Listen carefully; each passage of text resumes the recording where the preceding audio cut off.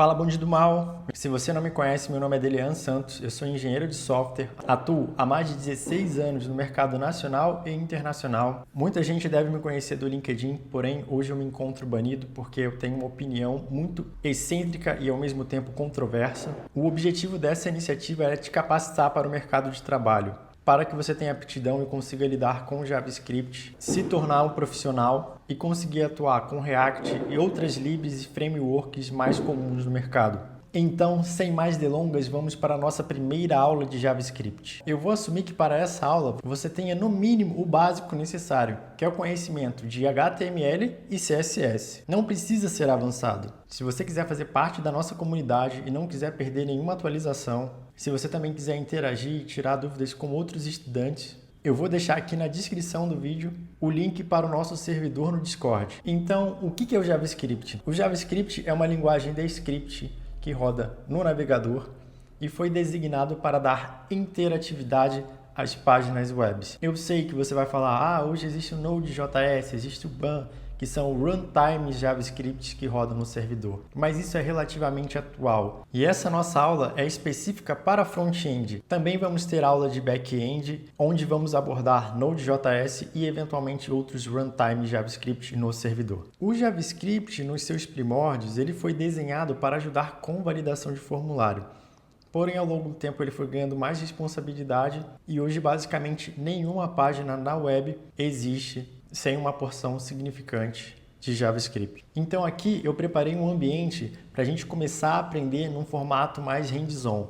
A gente vai aprender tanto a sintaxe como também as características do JavaScript, ao mesmo tempo escrevendo código. A primeira coisa que a gente precisa entender quando se trata de aprender uma nova linguagem de programação é basicamente variáveis e tipos de dados. O que são variáveis? Basicamente são informações que a gente guarda na memória do computador para depois a gente trabalhar com elas. E os tipos de dados são os tipos que a gente pode atribuir e usar com as variáveis. Então, para ficar mais claro, eu vou agora criar duas variáveis do tipo número e performar uma operação de soma. Então, vamos lá. Vamos criar uma variável const primeiro número igual a 1, const segundo número igual a 2.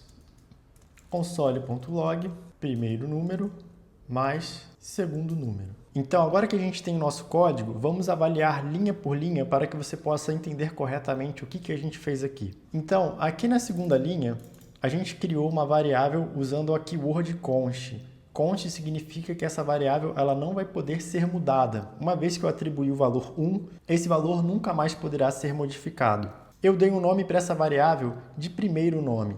Esse nome eu posso dar arbitrário, eu posso escrever qualquer coisa aqui. Lembrando que o JavaScript ele é case sensitive, então se eu escrever primeiro nome tudo maiúsculo ou tudo minúsculo, ele vai entender como variáveis diferentes. Na terceira linha, a mesma coisa, const segundo número igual a 2. Já aqui na quinta linha, eu usei uma função nativa do JavaScript, que é o console.log, e passei como parâmetro uma expressão de soma, que é a primeira variável mais segunda variável. Como você pode ver aqui em cima no output do console, a função console.log retornou o número 3, que é a soma do valor da primeira variável com o valor da segunda variável.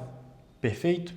Então, como vocês podem perceber, se a gente quiser fazer qualquer tipo de operação matemática, a gente vai trabalhar com variáveis de tipo número. Então, agora, vamos para o segundo exemplo. Existe outro tipo de dado chamado string, que é o que a gente conhece como texto.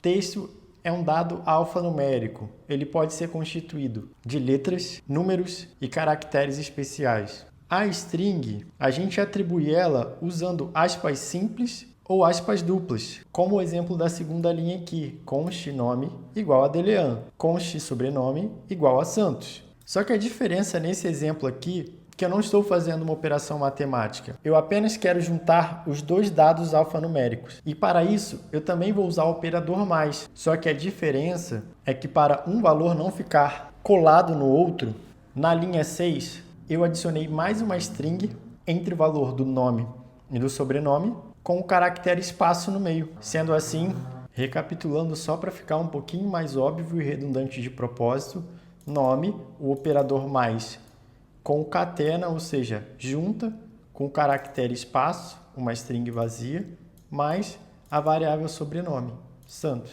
Então, ele vai dar de saída aqui o nosso output Delean espaço Santos. Então agora vamos dar um passo atrás e vamos voltar aos tipos números, porque eu quero mostrar para vocês as operações mais básicas de matemática. Então se você quiser fazer uma soma, você vai usar o operador mais, né? 1 mais 1 igual a 2, está aqui, ó, saída do console. Se você quiser subtrair, você vai usar o operador menos, então 1 menos 1 igual a 0. Perfeito. Se você quiser multiplicar, você vai usar o operador asterisco, né? Tem gente que fala que é estrela. Então, 5 vezes 5, 25. E se você quiser fazer uma divisão, você vai usar a contrabarra invertida. 10 dividido por 10 igual a 1. Perfeito? Deu para entender? Ficou claro? Se você tiver alguma dúvida, pode deixar aqui no comentário ou ir lá no nosso server do Discord e abrir uma discussão sobre o tema. Eu prometo te responder o mais rápido possível. Então, pessoal, vamos revisar agora os tipos mais básicos que a gente tem com o JavaScript. Então, o número, a gente pode ter um número inteiro, representado aqui pelo valor 1.